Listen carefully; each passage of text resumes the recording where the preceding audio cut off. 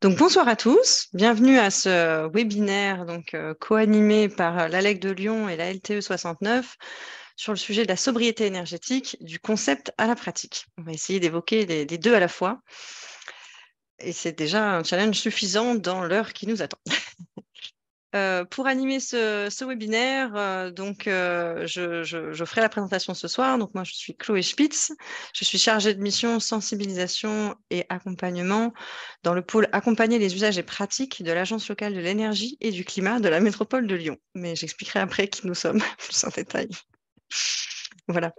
Et avec moi à mes côtés, donc nous avons Jessica Pagès. Je te laisse dire Alors un moi, mot. j'ai un titre beaucoup plus simple. Donc, je suis chargée de sensibilisation donc aux enjeux de la transition énergétique à destination du grand public dans une agence du coup homologue à celle de Chloé, donc l'ALTE, Agence locale de la transition énergétique du Rhône. Voilà. Alors donc du coup, est-ce que je rappelle peut-être ce qu'on s'est dit tout à l'heure juste sur les règles du webinaire. Donc le webinaire est enregistré.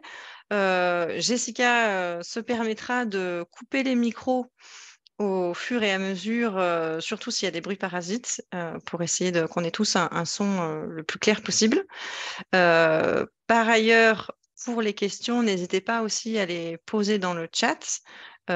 Et Jessica pourra s'occuper de la modération. Donc voilà, selon le sujet, soit on pourra l'évoquer au fil de l'eau, soit on en gardera surtout pour la fin, surtout dès qu'on fait des petits détours par rapport au sujet, mais voilà, pour essayer de garder le fil conducteur. Mais j'espère bien qu'on arrivera à échanger quand même un petit peu sur la fin. Voilà, qu'est-ce que j'oublie dans les consignes pratiques, Jessica? Non, je pense que c'est bon. Donc moi, je ferai l'effort soit de prendre les questions au fil de l'eau si on pense qu'elles sont dans la thématique, soit je les récapitulerai à la fin. Et il pourra m'arriver, si j'ai la réponse à votre question, de répondre directement dans le chat. Et vu que tout le monde ne le lira pas forcément, à ce moment-là, on le récapitulera en fin de webinaire.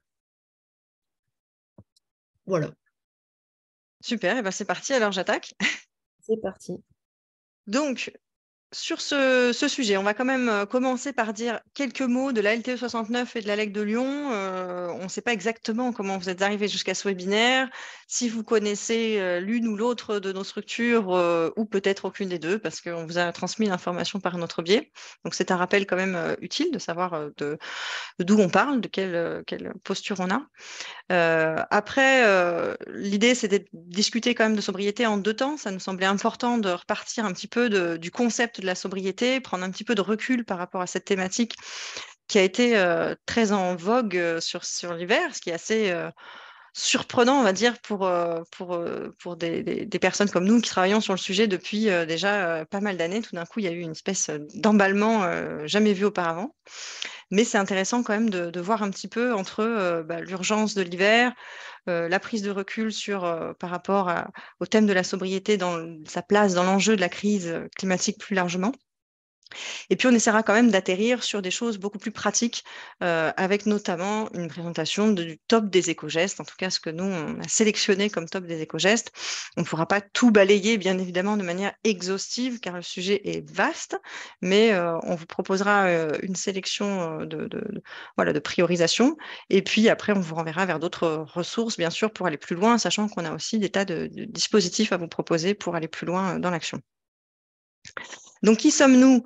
On est deux associations au service de la transition énergétique de leur territoire, la LTE 69 et l'Agence locale de l'énergie et du climat, donc l'ALEC plutôt sur le territoire de la métropole de Lyon et la LTE 69 sur le Rhône hors métropole de Lyon, mais on a à peu près les mêmes missions. On est des associations, mais on va dire plutôt institutionnelles, c'est-à-dire que nos adhérents sont surtout des structures, des collectivités, des entreprises, voilà, variées qui ont toutes envie, on va dire, d'agir pour la transition énergétique et écologique plus largement. Donc voilà, donc notre but, c'est de fédérer des acteurs et de mener des actions d'ampleur un peu sur le territoire. Donc on a beaucoup d'actions à destination du grand public, mais on n'est pas des associations militantes et donc on n'a pas d'adhérents ou de bénévoles directement, quoi. Voilà, on est voilà, entre 27 salariés pour la LTE 69 et 37 aujourd'hui pour la LEC de Lyon, et on est toutes les deux voisines en fait au centre de Lyon, donc côté Charpennes-Brotteaux. Et nous sommes deux structures membres du réseau national France Rénov', ce qui veut dire que quand vous entendez parler dans les campagnes radio ou télé parfois voilà, des espaces France Rénov', eh bien en fait, vous allez retomber sur nous si vous appelez votre espace France Rénov' local. En fait, c'est nous derrière. Le service public, il a justement évolué au fil des années. Dans les années 2000, ce service s'appelait les espaces Info-Énergie. Avec le premier logo que vous voyez là. Ensuite, il y a eu le réseau Fer qui a été créé en 2015. Et puis, c'est devenu France Rénov' maintenant en 2022. Mais tout ça, en fait, c'est quand même le même service qui a changé de charte aussi au gré des politiques gouvernementales. Mais au fond, le service est là et il n'a fait en tout cas que s'amplifier. Donc, de quoi on parle? On parle d'un service public de la performance énergétique de l'habitat. Donc, en fait, sur nos deux structures, on a quand même plus de 30 conseillers énergie-climat qui sont là pour répondre aux demandes des particuliers en lien avec ces thématiques-là. Beaucoup des questions en lien avec la rénovation énergétique du bâtiment. Donc, on est là vraiment pour donner des conseils. C'est un service qui est à la fois gratuit et indépendant des fournisseurs d'énergie et de matériaux, bien évidemment sans intérêt commercial. Donc, on ne fait jamais de démarchage. On reçoit énormément d'appels, mais ce n'est pas nous qui appelons les particuliers. Donc, bien évidemment, méfiez-vous quand on vous dit que c'est un espace public ou un service public. Enfin, voilà, vous savez, les démarcheurs ont toujours des stratégies très élaborées pour essayer de faire croire que ce ne sont pas des démarcheurs. Mais en général, si on vous appelle et qu'à la fin, on essaie de vous vendre quelque chose, bien évidemment, il faut se méfier. Une expertise et un accompagnement, donc à la fois sur un volet technique, quels travaux je peux faire, comment les prioriser, quelles énergies renouvelables choisir, le volet financier, s'y retrouver dans les aides financières, cette grande jungle dans laquelle il est difficile de s'y retrouver non accompagné. Et puis avoir une idée aussi de l'impact environnemental des solutions qu'on peut choisir. Donc ça, c'est vraiment le cœur de nos métiers. C'est financé un petit peu par voilà, les grands services de l'État, de la région, et aussi beaucoup par les collectivités locales, la métropole de Lyon pour ce qui concerne l'ALEC, et d'autres collectivités sur le reste du Rhône. Je ne vais pas toutes les lister, mais vous en voyez une belle collection de logos. Donc, le contact grand public, c'est un numéro de téléphone que vous pouvez retrouver donc là. N'hésitez pas à le noter. On a chacun nos sites web, mais vous appelez ce numéro et ensuite vous tapez un ou deux selon que vous êtes dans la métropole de Lyon ou sur le Rhône en métropole de Lyon. Donc, on a quand même le même numéro de téléphone. Par contre, on a aujourd'hui deux sites internet séparés. Voilà, si vous voulez retrouver ensuite des documents plus écrits ou voilà, nos programmes d'animation. Vous les retrouvez plutôt sur les sites spécifiques. De notre côté, alors ça, c'est aujourd'hui plutôt propre à l'ALEC, donc au territoire de la métropole de Lyon, mais on a d'autres dispositifs qui sont en lien avec la sobriété énergétique. Donc, je dis un petit mot parce que c'est quand même en lien avec notre sujet ce soir. Et c'est aussi une façon de montrer que notre activité n'est pas centrée que sur cet espace conseil et la question de la rénovation, même si c'est un gros de notre activité. Donc, il y a à la fois le défi déclic énergie et eau, qui est un défi en équipe pour faire des économies d'énergie dans le logement. Donc, ça, c'est un défi qui a lieu depuis déjà 2010. Qui s'appelait avant Famille à énergie positive. Et ça a lieu tout l'hiver. En fait, ça démarre du 1er décembre et c'est jusqu'au 30 avril. Donc, c'est renouvelé chaque année. Donc, si ensuite, c'est un sujet sur lequel vous commencez à vous intéresser, sur lequel vous avez envie d'aller plus loin, sachez que créer une équipe du défi déclic et s'engager dans le défi, c'est un bon moyen de passer à l'action concrètement et aussi de mobiliser son entourage sur le sujet. Je m'excuse, j'ai un petit chat dans la gorge, je tousse.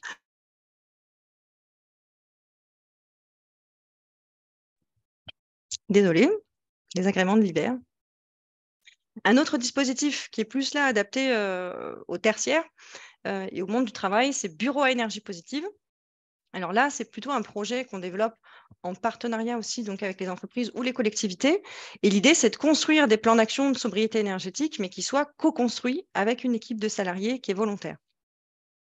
Donc voilà, si c'est des sujets sur lesquels voilà, vous êtes intéressé aussi pour votre site, n'hésitez pas soit à me recontacter ou aller voir un petit peu sur notre site plus de détails.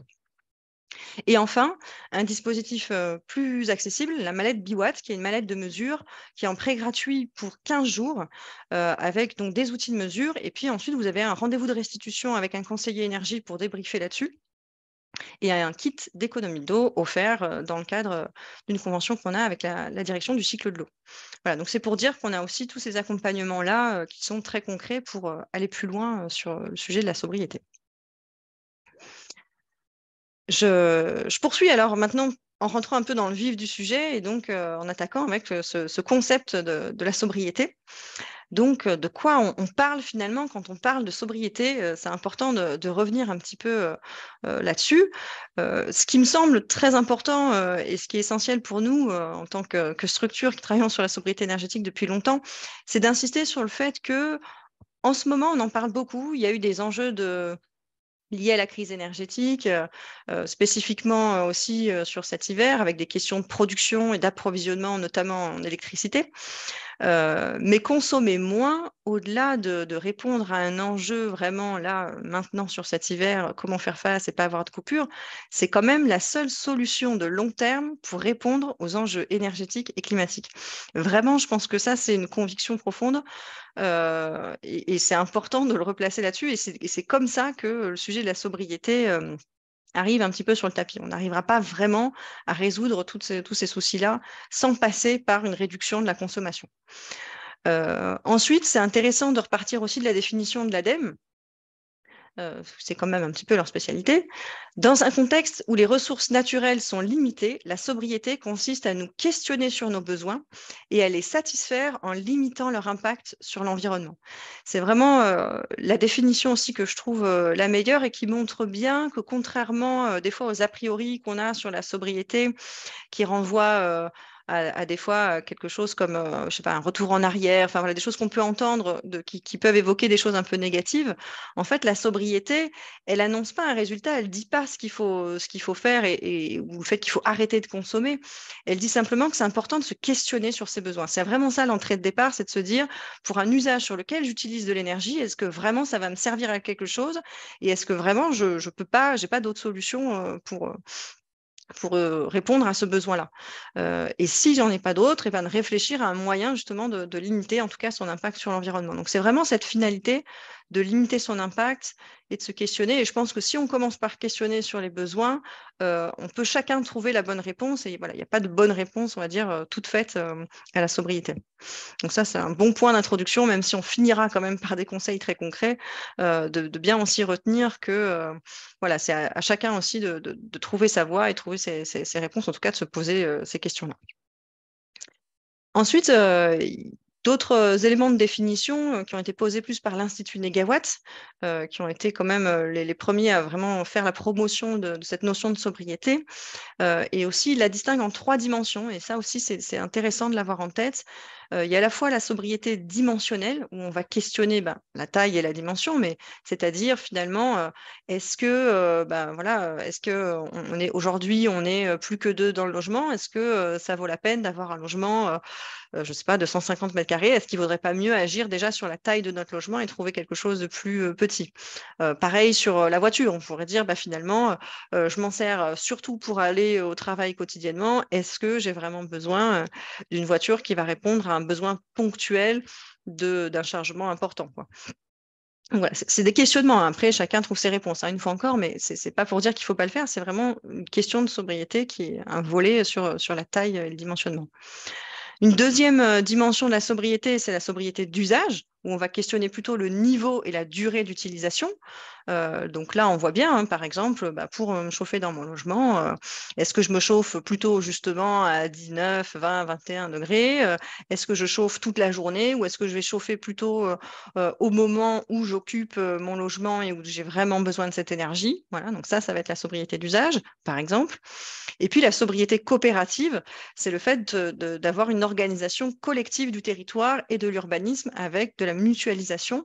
Donc ça, par exemple, C'est ce qui fait que, au lieu, on va dire que, je sais pas, que chacun ait le panel complet de l'outillage ou des tas d'équipements qu'on utilise finalement une fois l'année, est-ce qu'on ne partagerait pas ces équipements avec d'autres de la même façon que sur l'urbanisme, on peut favoriser, je sais pas, les aires de covoiturage, ou plein de choses dans l'organisation du territoire qui vont faire en sorte qu'on peut partager des services plutôt que chacun soit équipé à son niveau, notamment.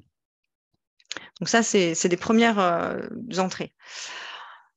Ensuite, donc je le disais, Negawatt a été un peu la première association aussi à vraiment faire la promotion de cette notion de sobriété et notamment de ce qu'on appelle ce triptyque sobriété, efficacité, renouvelable et de l'idée aussi que c'est important de le faire dans cet ordre-là en fait et qu'il y a un ordre à faire les choses comme ça, ça prend son sens et en fait c'est important de commencer par se questionner sur nos besoins. On revient aussi sur la définition de l'ADEME. De se dire est-ce que vraiment j'ai cet usage et de réduire d'abord sa consommation avant d'être dans l'efficacité. Si on prend l'exemple, par exemple, du logement, qui est quand même un de nos sujets d'expertise pour nos structures, et donc c'est aussi par cet angle-là qu'on fera quand même le Zoom ce soir. Et bien, par exemple, à l'échelle du logement, il faut d'abord se questionner justement sur est-ce que j'ai besoin de me chauffer, quelle est ma température de confort, quel vraiment besoin j'ai de chauffage. En fonction de ça, vous n'allez pas dimensionner votre rénovation de la même façon, vous n'allez pas faire les mêmes choix aussi de dimensionnement de chaudière, etc., si vous avez déjà réduit votre besoin au départ. Donc, c'est important de le faire dans cet ordre-là. Et ça a vraiment du sens. Et aussi, un autre point, c'est que les énergies renouvelables, elles prendront leur place qu'une fois justement qu'on aura réduit le besoin d'énergie au maximum par la sobriété et l'efficacité.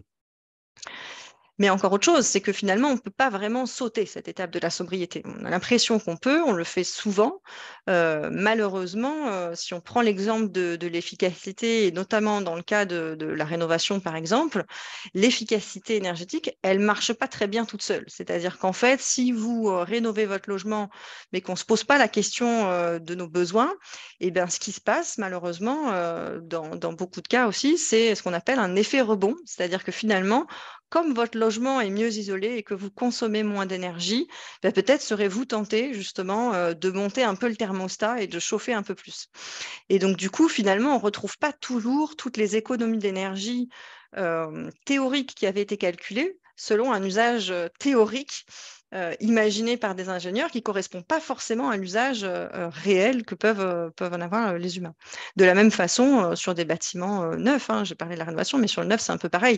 Si vous voulez, aujourd'hui, vous pouvez acheter un appartement dans un immeuble neuf très performant, mais si vous n'avez pas été sensibilisé au fonctionnement spécifique de ce bâtiment et que à ces enjeux-là et à la question de la sobriété, finalement, vous pouvez très bien avoir choisi un appartement performant pour pouvoir simplement monter votre gamme de confort, on va dire, et donc finalement pas être dans ces baisses de consommation qui avaient été estimées au départ.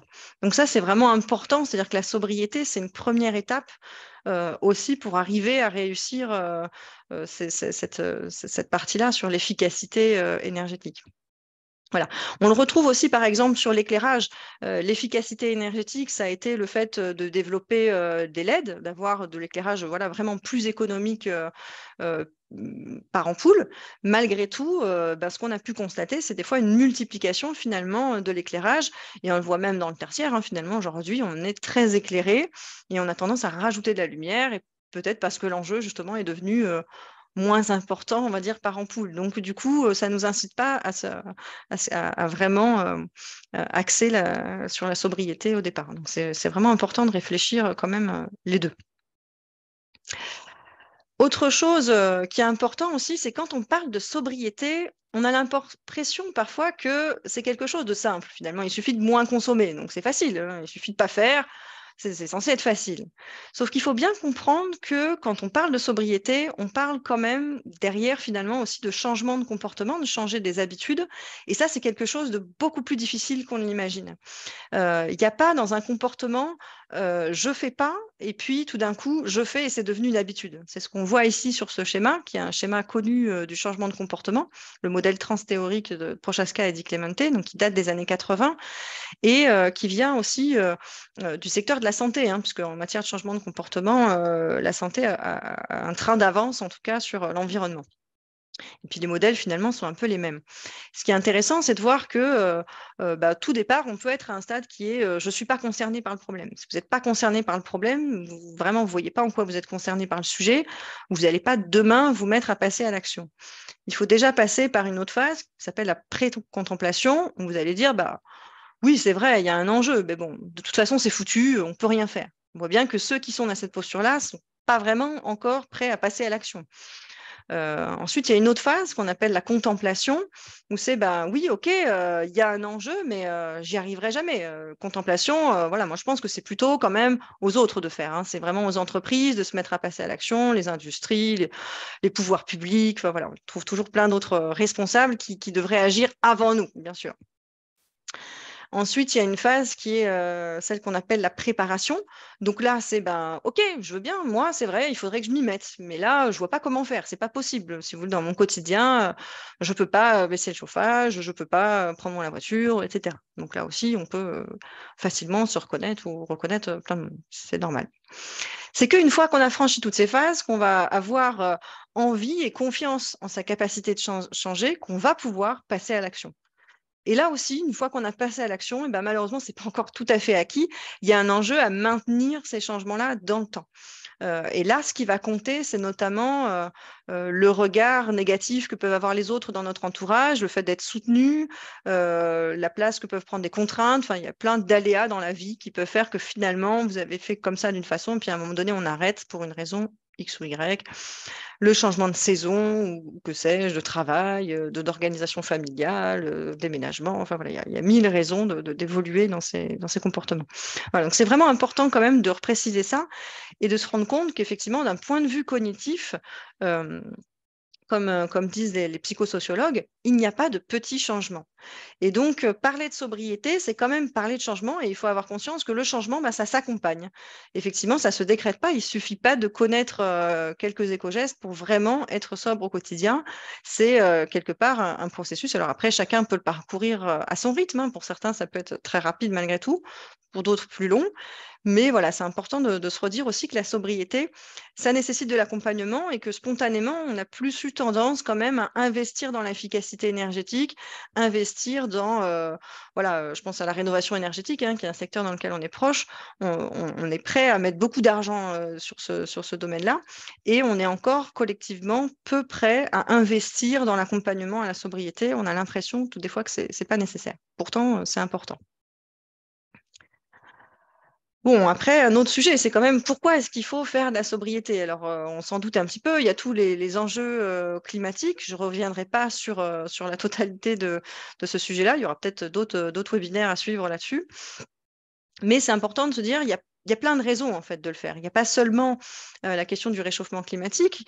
Il y a bien sûr, on l'a bien vu cet hiver, la question des fluctuations économiques. On peut le faire parce que l'énergie devient tout à coup très chère, la facture devient un poids vraiment important et donc on a des arbitrages à faire dans notre quotidien. Et ça, c'est sûr que ça a été un levier très fort cet hiver pour beaucoup de monde et ça l'est encore puisque les factures continuent encore d'augmenter, hein.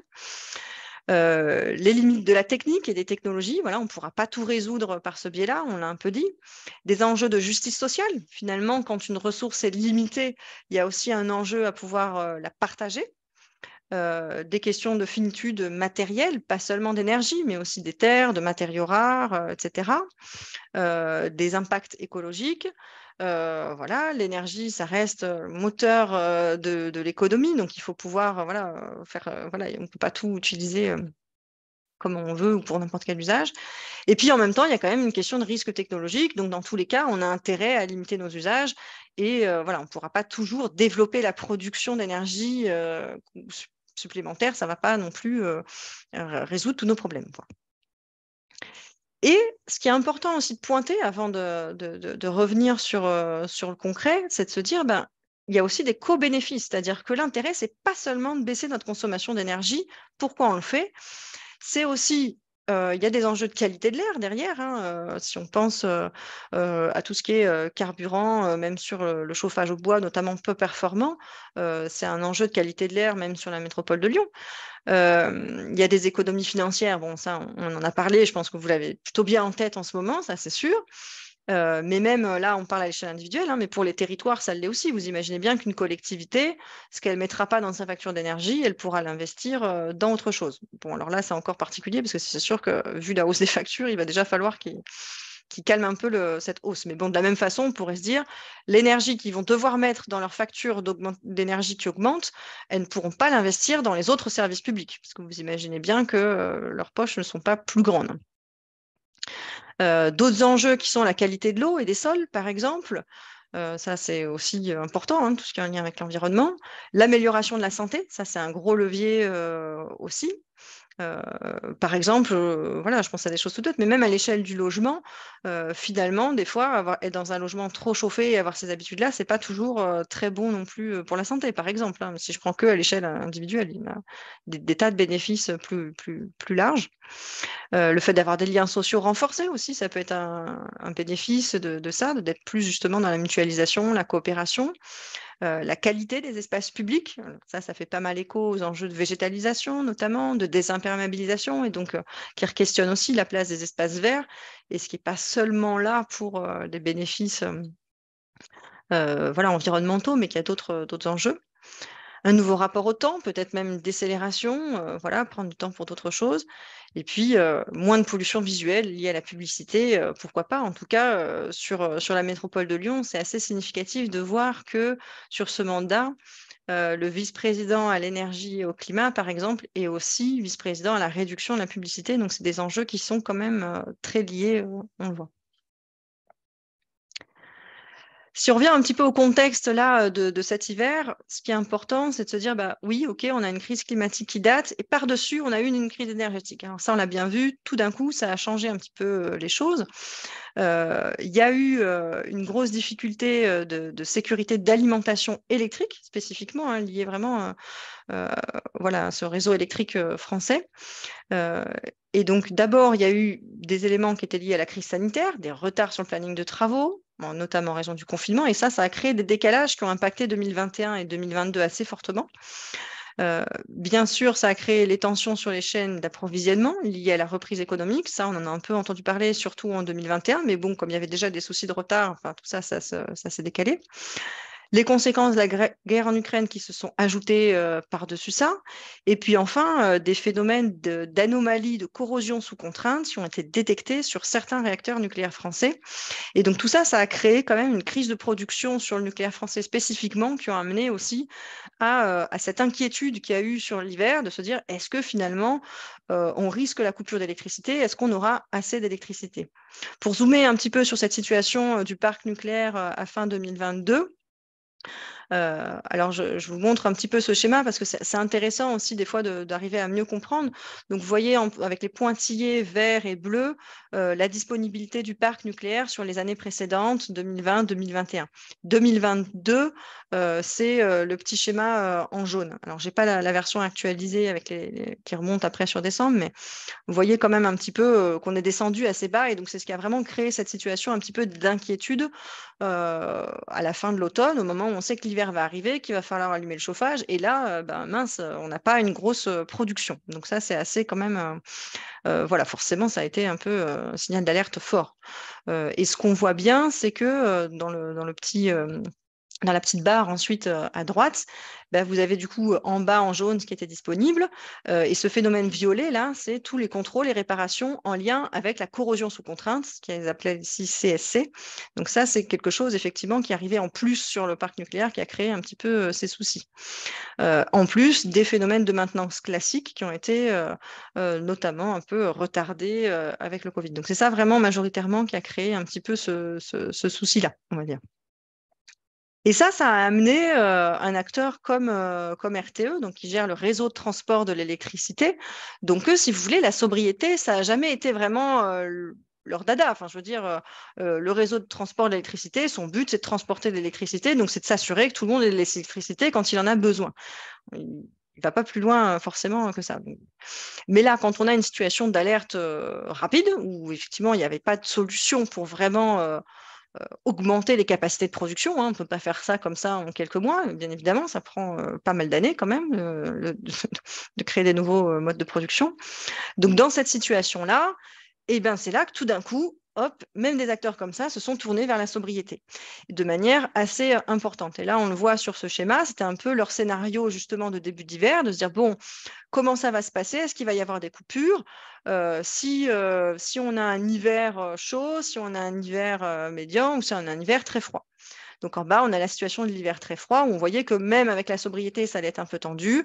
Je pense qu'on a été plutôt dans un hiver, je n'ai pas le bilan total, mais on pourrait dire facilement, je pense, dans la médiane, voire hiver assez chaud. Donc c'est ce qui fait que tout s'est bien passé finalement. Mais quand même, on a eu besoin de cette variante sobriété pour se rassurer. Et puis, ça a quand même un petit peu joué. Voilà. Mais donc, c'est pour ça qu'il y a eu une grosse communication sur EcoWatts, qui est un dispositif qui était là pour alerter justement sur l'approvisionnement d'électricité quotidiennement, avec une météo de l'électricité qui s'est rajoutée sur la météo classique à la radio et à la télévision. Mais c'est quand même assez marquant, on va dire, pour nous de voir que tout d'un coup, même pour ces acteurs-là, voilà, la sobriété a fait partie de la variante de se dire, OK, comment on fait pour assurer et fournir l'électricité nécessaire? Il va falloir vraiment réduire la consommation pour que tout le monde puisse en avoir suffisamment. Ça, c'est assez marquant. Et donc là, je vous cite une phrase justement de leur rapport, hein, donc sur la première, la source d'RTE. Dans les leviers, une action volontariste en matière de sobriété permet de réduire largement le risque et de le traiter par des actions de réduction volontaire de la consommation plutôt que par des coupures. C'est vraiment comme ça que le sujet est arrivé sur la table et on voit que ça a été quand même plutôt ensuite bien relayé sur l'hiver. Malgré tout, ça pose quand même une question, ce qui a été pointé dès novembre par la Caisse des dépôts, hein, voilà, donc on ne peut pas dire que ce soit des acteurs non plus affreusement militants, mais ça pose cette question vraiment, crise énergétique, une sobriété surtout contrainte, difficilement pérenne. Et c'est là, j'ai envie de dire qu'il y a quand même de quoi rester un petit peu inquiet et soucieux de ce sujet de la sobriété, parce qu'effectivement, le problème quand on agit comme ça rapidement, c'est est-ce qu'on va garder et réussir à rendre pérennes toutes ces économies-là dans le temps, et pourtant, l'enjeu, le vrai, il est là. Donc, enfin, en tout cas, c'est ce qu'on pense, je pense, formellement. C'est assez difficile quand même, je pense, de se dire qu'on pourra se passer de sobriété, quoi.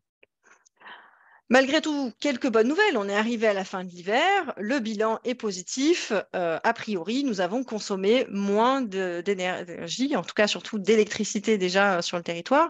Donc vous avez là sur cette diapo, j'essaie de synthétiser l'info en 2 temps. Donc la carte, elle représente la sobriété énergétique qui a été réalisée par département sur le territoire. Ça prend une fourchette qui est l'hiver, donc du 15 octobre au 5 février. Donc à cheval sur 2022 et 2023, et spécifiquement pour le secteur du résidentiel. Et donc, on voit les baisses qui sont à l'œuvre. Je crois que ça nous a amené à une moyenne d'à peu près moins 10%. Donc, sur l'électricité, on a réussi finalement à baisser de moins 10% notre consommation là sur cet hiver jusqu'ici. Si on regarde un autre critère sur un bilan 2022 qu'ont partagé RTE et GRT Gaz, donc là c'est plus sur l'année civile, donc c'est un petit peu différent, on n'a pas le début d'année qui est aussi froid hein, de l'hiver. On a quand même eu à l'échelle de 2022 une baisse de 4% du coût de la consommation d'électricité. Mais malgré tout avec des importations, hein, c'est-à-dire que voilà, on a pu éviter des problèmes de coupure ou des choses comme ça. Malgré tout, il a fallu importer de l'électricité parce qu'on n'en a pas produit assez, ce qui est assez exceptionnel pour la France, qui est quand même d'habitude une grande exportatrice justement d'électricité.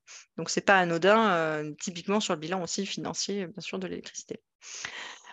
Et puis sur le gaz, il y a aussi eu une baisse de consommation, donc de moins 6%. Et avec là, à l'inverse, plutôt des exportations, puisque les réserves de gaz se sont faites l'été dernier. Et du coup, finalement, on en a eu moins besoin, parce que ça, c'est des données qui sont corrigées du climat aussi. Donc, ça veut dire que la baisse, elle tient compte du fait que justement, on a eu un hiver quand même assez chaud.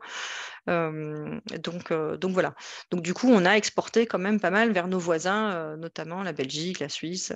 Voilà. Donc ça aussi, pour le coup, on n'avait pas trop l'habitude de le faire, parce que nous-mêmes, on l'importe quand même en grande partie, ce gaz. Donc, voilà, forcément, en général, il n'est pas fait pour transiter vers nos voisins. Autre chose aussi intéressante, c'est sur ce volet un petit peu prospective, l'ADEME développe des scénarios aussi de se dire, bah, tiens, à horizon 2050, comment on va faire pour atteindre nos objectifs climatiques, les accords de Paris. Et donc, ils ont essayé de faire un travail qui a montré qu'il y avait plusieurs aussi trajectoires qu'on pouvait envisager. Et une de ces trajectoires s'appelle Génération frugale. Donc ça aussi, ça a été quand même quelque chose d'important, on va dire, dans ces travaux de prospective pour montrer que bah, voilà, un scénario de la sobriété est possible. Et c'est un scénario de la sobriété selon l'ADEME. Hein, là encore, ce n'est pas une organisation militante. Hein, donc ça reste quand même des choses qu'on peut vraiment imaginer. Ça amène une baisse de consommation d'énergie de moins 55%. Et on voit que de manière, sur le point de vue de la baisse des émissions de gaz à effet de serre nettes par an, c'est le scénario le plus efficace aussi des 4 scénarios qu'ils ont pu envisager. Les autres vont être soit plus tournés vers la coopération ou vers les technologies vertes. Voilà, il y a un petit peu différents scénarios comme ça. Si je zoome un petit peu sur le secteur des bâtiments, parce que c'est un petit peu quand même notre sujet, ce qui est intéressant de voir, c'est que dans la consommation d'énergie en France, aujourd'hui, on a 17% qui part dans le tertiaire, 29% dans le résidentiel. Et donc, c'est ce qui fait que les bâtiments, ça représente quand même 45% de la consommation d'énergie en France. Et c'est aussi pour ça que c'est un gros sujet. Donc, dans les émissions de gaz à effet de serre, le ratio n'est pas tout à fait le même. Mais si on prend voilà, sous l'angle de l'énergie, c'est quand même un gros poste de consommation d'énergie. Et en plus, il y a quand même des points communs voilà, entre le tertiaire et le résidentiel, les usagers, par exemple. Et puis, voilà, ça reste quand même, il y a plein de fonctionnements et parallèles qu'on peut faire. Donc ça, c'est important de montrer que les bâtiments, déjà, c'est 45%. Donc c'est sûr que c'est un gros poste sur lequel on peut agir et sur lequel la sobriété est un bon levier. Quel impact, enfin, peuvent avoir ces actions de sobriété? Ça, c'est un point important parce que jusque-là, on avait l'impression que la sobriété, bon, c'était difficile, qu'on n'allait pas réussir à avoir vraiment de l'impact. Là aussi, les choses ont évolué. Alors, on l'a quand même vu à l'instant, hein, je vous ai montré, on a réussi déjà sur cet hiver, malgré tout, à faire des baisses. Alors, c'est sûr que les factures d'énergie ont beaucoup joué, hein, ça, c'est évident. Mais ça montre bien que quand même, c'est possible et que ce n'est pas si inatteignable et si difficile. On arrive massivement à avoir un impact. Negawatt a fait un travail d'ailleurs tout particulier sur l'automne 2022 en se ciblant sur 50 propositions clés, ce qui est pas exhaustif parce qu'on peut aller encore plus loin, mais c'est déjà quand même un bon panel, on va dire. Et ils ont essayé de voir comment justement on pouvait réduire de 10% la consommation d'énergie d'ici 2024. Donc c'était quand même en 2 ans, donc un horizon très court. Et Libération a eu la gentillesse d'en faire une version graphique qui est assez sympathique. Donc, il y en a une là plus sur le volet résidentiel. Et donc, ça permet de voir aussi qu'est-ce qui a le plus d'impact. Donc, on voit là encore l'impact du chauffage, bien sûr. Et je m'excuse, j'ai de nouveau une petite pause chat dans la gorge.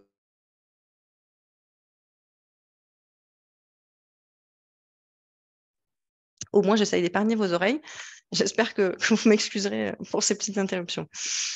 Donc ça, c'est intéressant. On voit bien sûr que le chauffage reste bien sûr le premier levier sur lequel on arrive à faire des économies. On le sait, mais là, on arrive à le vérifier. Donc ça, c'est un gros volet. Il y a la suppression des veilles qu'on voit qui ressort beaucoup. L'étanchéité à l'air des logements aussi, c'est un poste dont on ne parle pas si souvent, mais en fait, voilà, toutes ces fuites d'air, ça joue quand même pas mal. Voilà, adapter les vêtements portés en intérieur, quand même, on voit là 6000, 5900 kWh, c'est pas gigawattheures, pardon. Donc c'est quand même pas négligeable. Ça aussi, ça peut aider et c'est ce qui va permettre d'atteindre aussi les 19 degrés qui sont en face. Donc voilà, on a plein de petites actions comme ça et on arrive à voir l'impact que ça a. Et la plupart sont vraiment des actions de sobriété qu'on peut facilement mettre en place. Voilà, la pose de film isolant sur les simples vitrages, par exemple, bah, ça, c'est aussi des choses qui sont peu onéreuses et qu'on peut faire voilà, même quand on n'a pas les moyens de remplacer ces fenêtres par des doubles vitrages performants.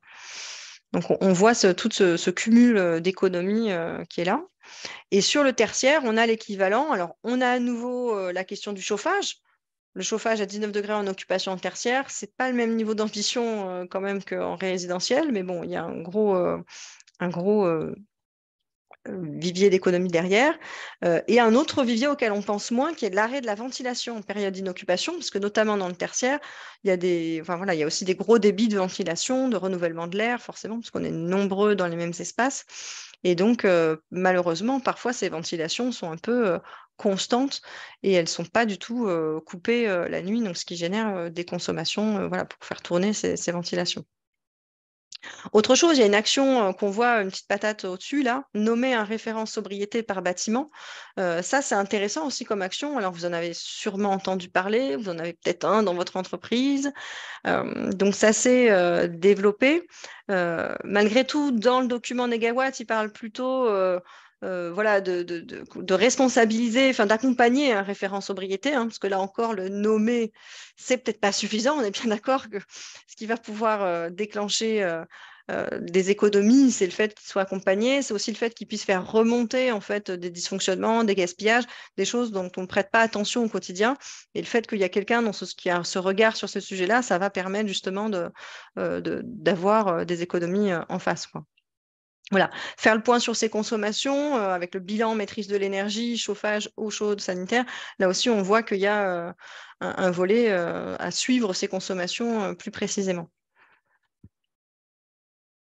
Donc tout ça pour dire qu'avec toutes ces actions, si on groupe les actions de sobriété résidentielle, tertiaire et transport sur 2 ans, on arrive à baisser de moins 13% la consommation française cumulée de gaz, d'électricité et de pétrole, d'après ce que nous disait donc Négawatt. Avec un accent surtout sur le gaz pour arriver à une baisse de moins 20%, et sur l'électricité de moins 17%, c'est-à-dire qu'on se laisse un peu de marge sur la question du pétrole et du carburant, parce que c'est quand même le plus difficile à remplacer. Donc là, on voit qu'on a quand même encore une petite marche de progression par rapport au bilan même positif qu'on a de cet hiver. On n'est pas encore dans ces ratios-là. Voilà. Mais concrètement, ça permet pour l'électricité, c'est une baisse qui est l'équivalent de la production de 12 réacteurs nucléaires. Donc là aussi, quand on a voilà, des enjeux sur le parc, même s'il y a des débats actuellement et des politiques pour rajouter de la production, dans tous les cas, on sait que voilà, ça va prendre au moins une décennie avant qu'ils puissent, voire bien plus, avant qu'ils soient opérationnels. Donc en attendant, il faut bien quand même qu'on puisse avoir une consommation qui corresponde, voire qui soit inférieure à notre production disponible, quoi.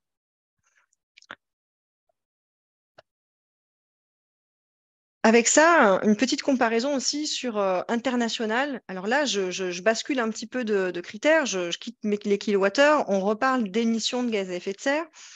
Vous l'avez bien compris, pour nous, l'enjeu est double, hein. Donc, quand on parle long terme, c'est bien aussi de parler de gaz à effet de serre et de prendre un peu de perspective avec ce critère-là.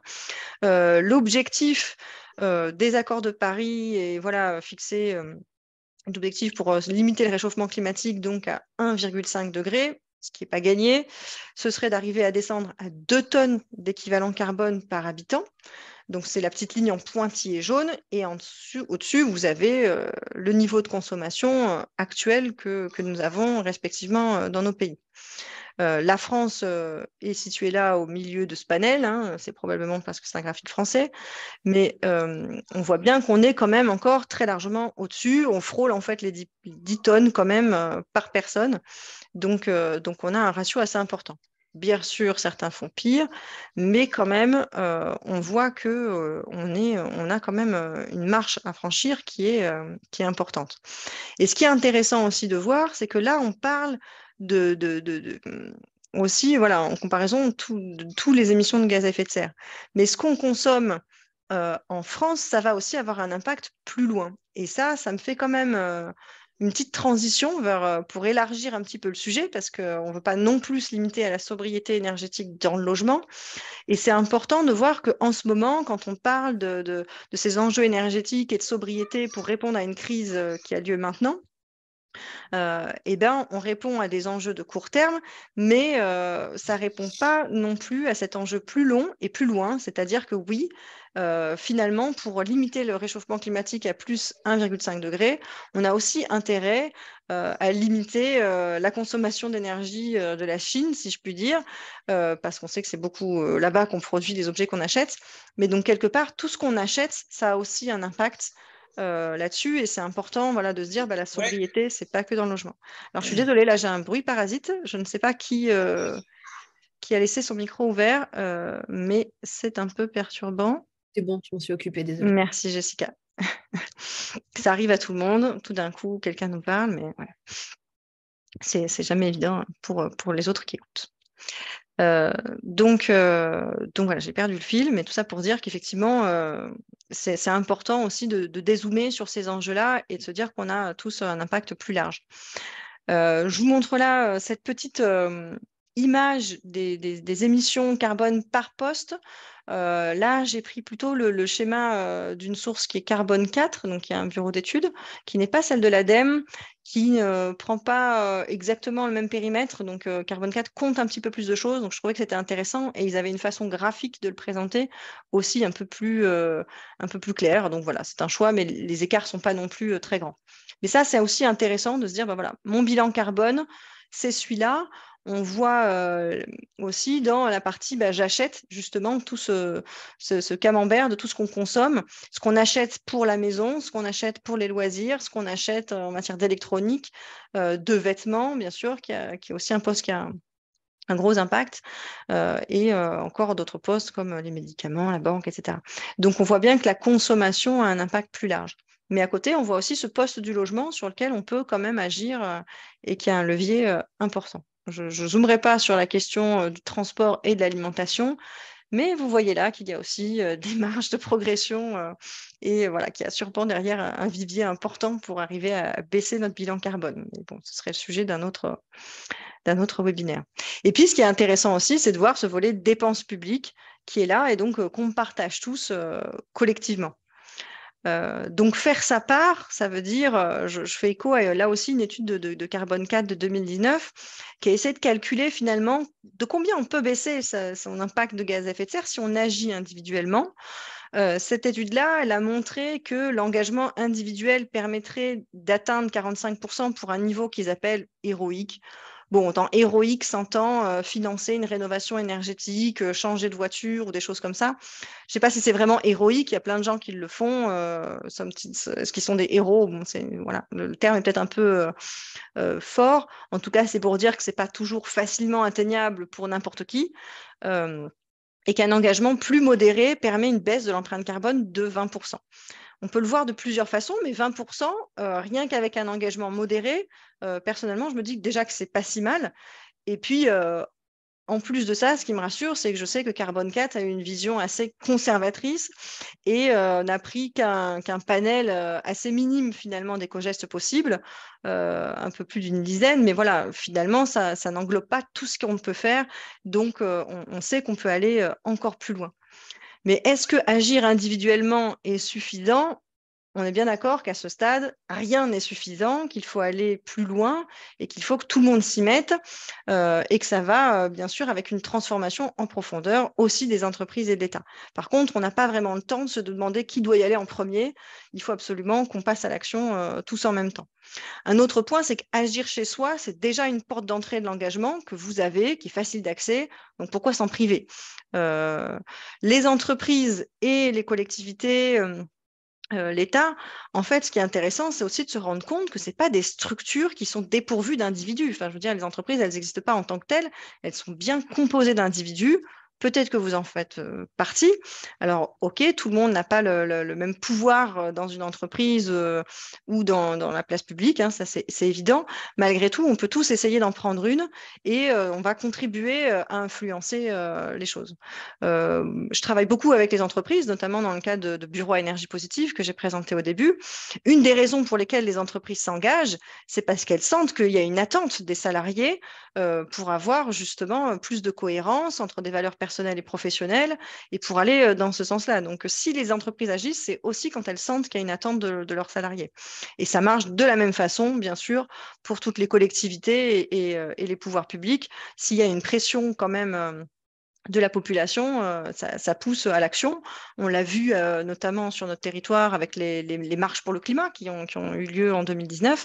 Ça a concrètement lancé des actions et développé des choses du côté des pouvoirs publics. Donc ça, c'est assez fort. Et les mobilisations collectives sont vraiment pas à négliger non plus en matière d'impact.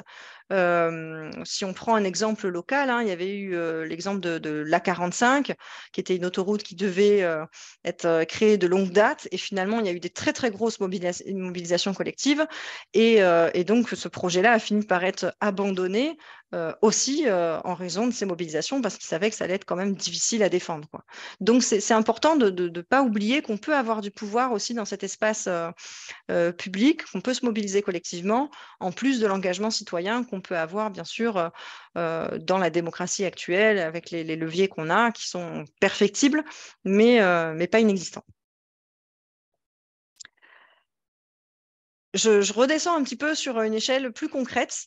Si on revient à l'échelle d'un foyer français, la consommation d'énergie, elle est aujourd'hui, elle nous amène à une facture de 2 700 € par an par ménage en moyenne. On voit que la place du chauffage reste absolument majoritaire, donc ça reste le principal levier. Du côté de l'électricité, en revanche, on voit qu'il y a eu une évolution malheureusement à la hausse. C'est le seul secteur qui est à la hausse, hein. Le chauffage a beaucoup baissé depuis les années 2000. On isole les logements, mais malgré tout, sur l'électricité, ça continue d'augmenter. Donc là aussi, ça veut dire qu'on a quand même des leviers, notamment liés aux usages, parce qu'on a beaucoup joué justement d'efficacité énergétique sur ce point de vue-là. Et par contre, ça m'amène quand même à faire une petite parenthèse, bouclier tarifaire. Je suis désolée, ça vient un peu comme un cheveu sur la soupe, cette histoire, mais malgré tout, on commence à parler de l'énergie dans le logement et de la facture d'énergie des ménages. Donc, ça me paraissait indispensable d'informer aussi à ce sujet, parce que le bouclier tarifaire, il ne s'applique pas automatiquement, en fait. Et ça, je ne sais pas si tout le monde est encore bien au courant, mais c'est important quand même de vérifier que votre contrat est bien indexé sur le tarif réglementé ou au tarif réglementé, mais qu'il n'est pas basé sur le marché. Donc ça, c'est important et ça permet de limiter donc, la hausse de votre facture donc, à 4% en 2022 et à 15% en 2023. Donc il y a quand même cette hausse-là qui aura lieu.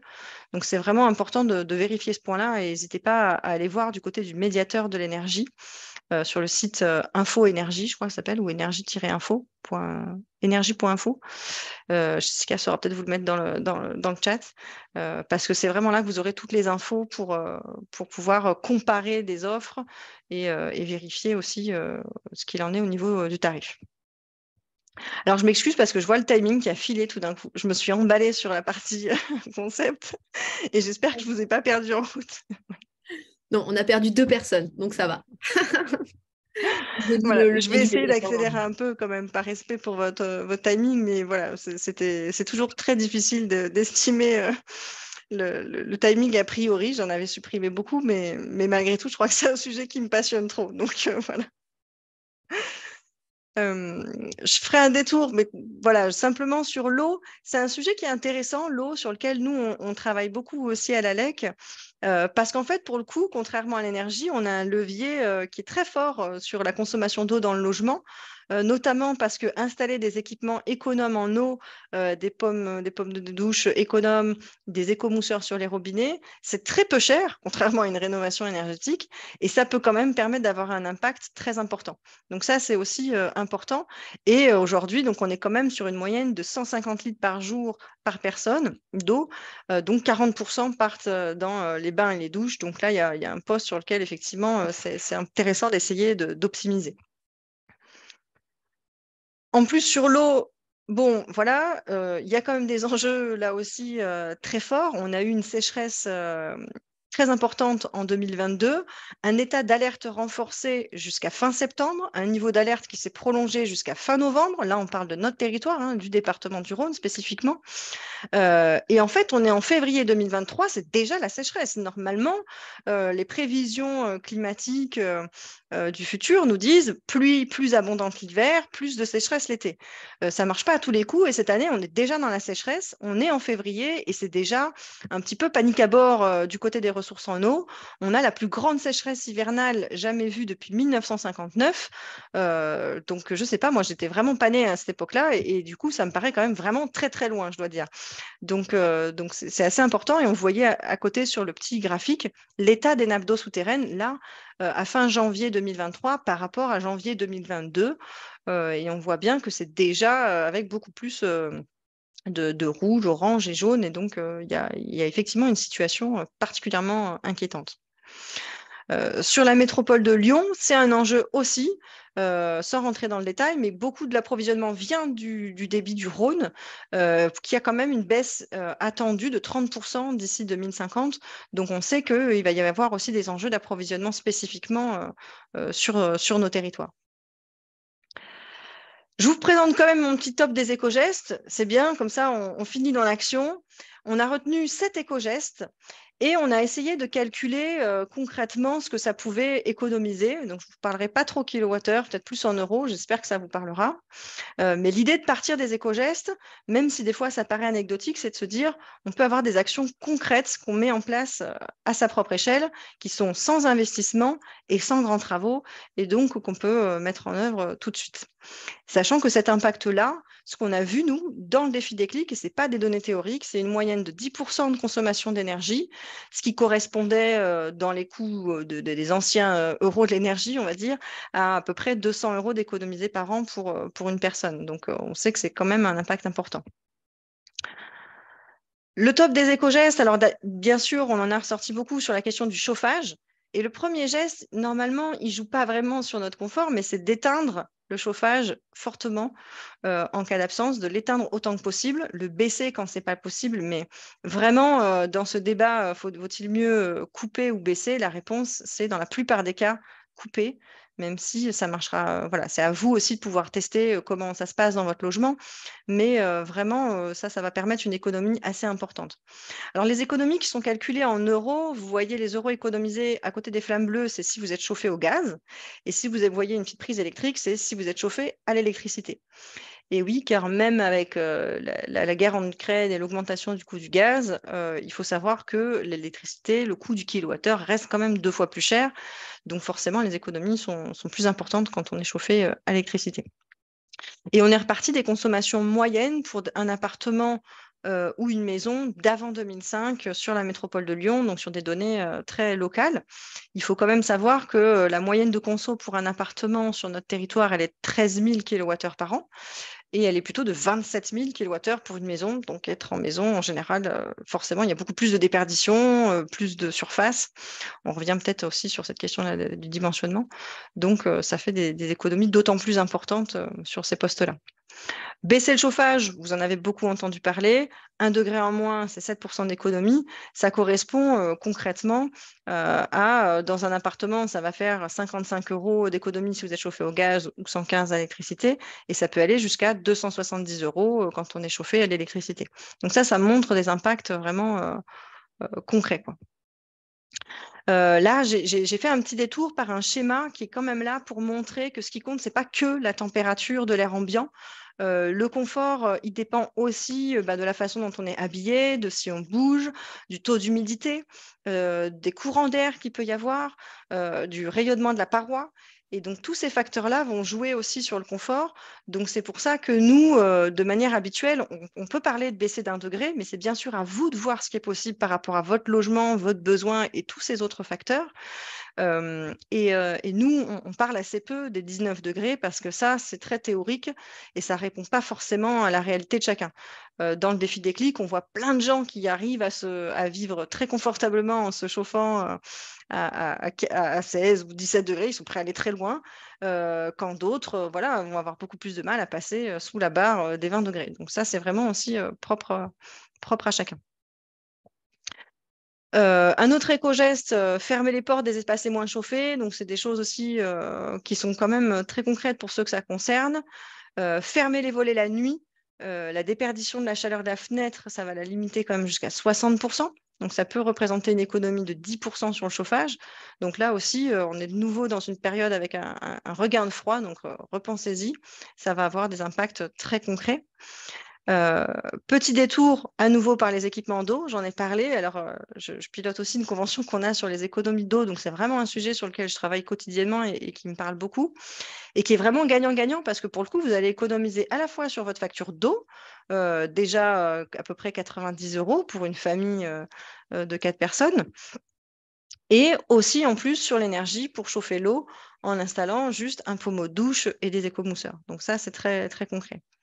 L'éveil des appareils électriques, on ne s'en rend pas compte, mais une étude montre qu'en moyenne, les Français pensent avoir 35 appareils quand ils en ont en fait 100.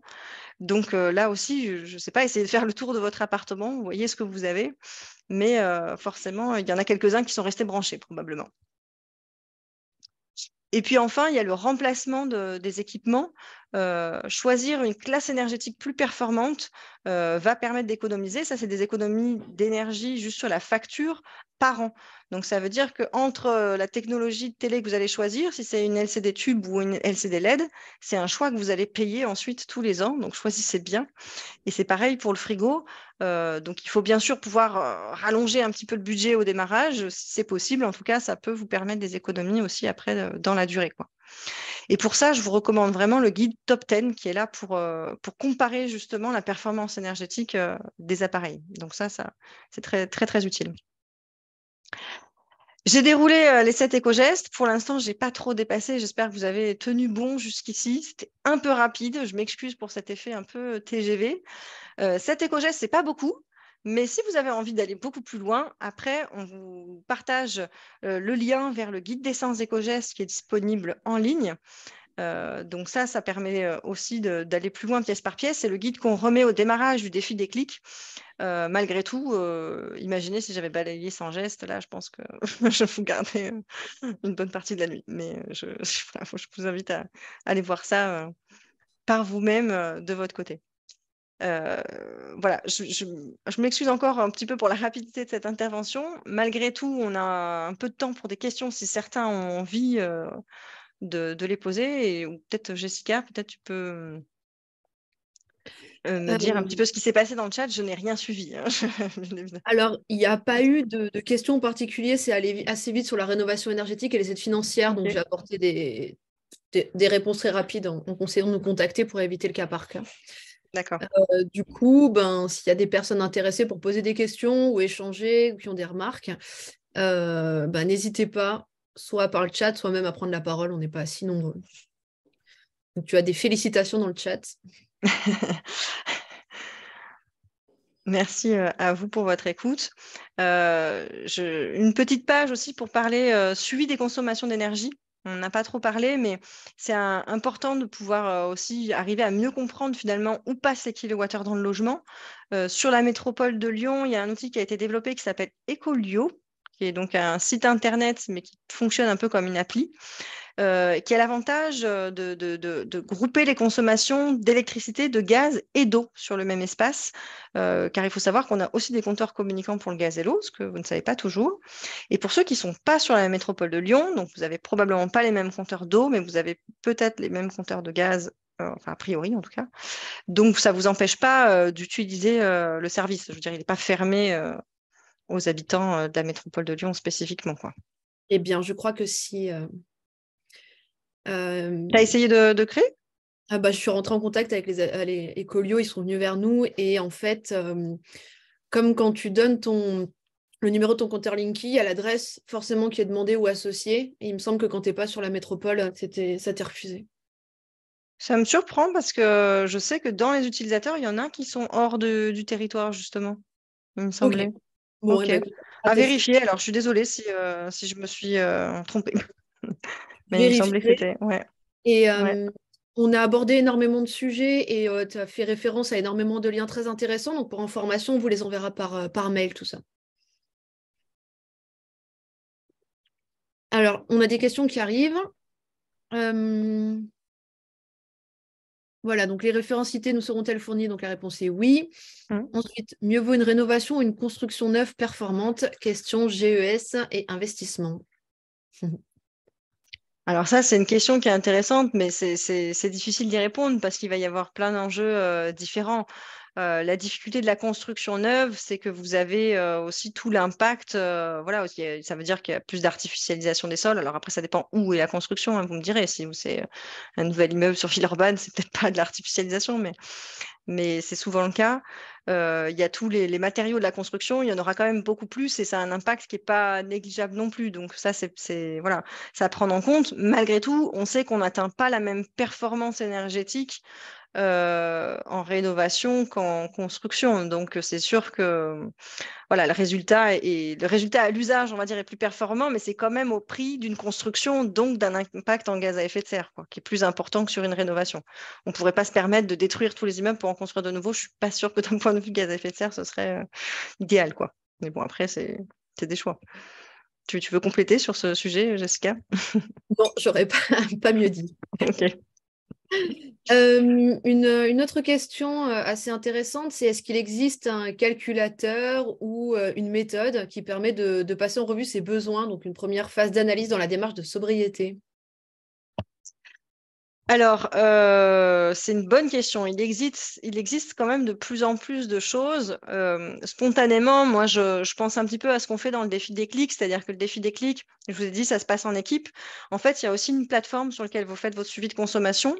Et ce guide d'essence éco-gestes, il est justement en version quiz, c'est-à-dire que vous commencez un petit peu par dire ça je fais pas, et ça permet de voir aussi un petit peu quel est son potentiel d'évolution sur ces sujets-là.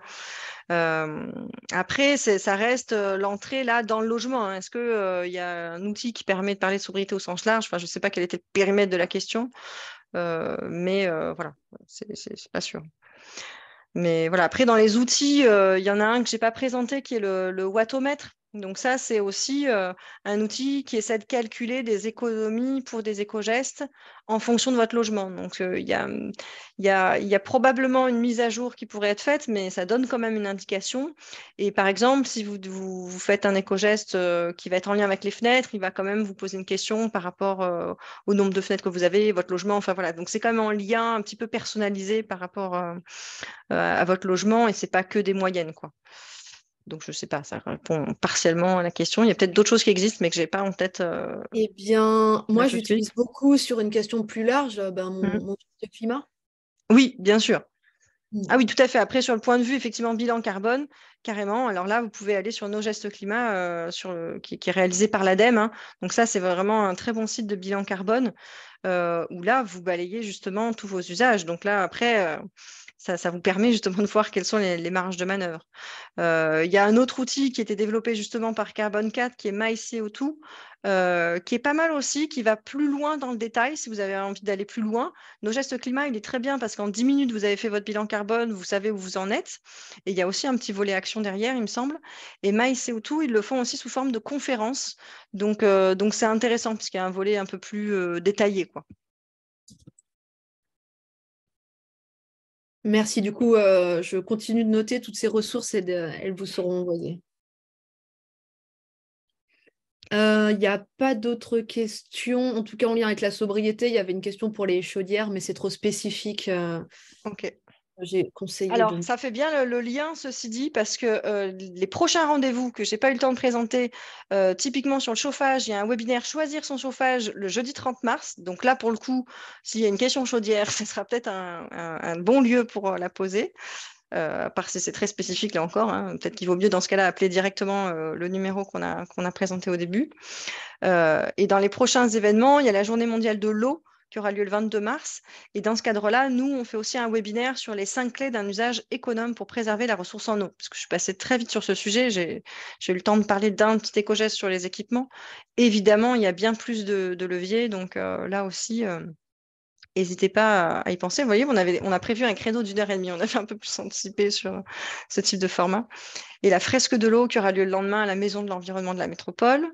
La LTE 69 sera aussi le samedi 11 mars à la fête éco-citoyenne dans la journée. Et puis pour le volet transport, pensez au challenge mobilité qui aura lieu le mardi 6 juin. Donc c'est encore le moment voilà, d'inscrire vos entreprises et de lancer cette dynamique-là sur vos sites de travail.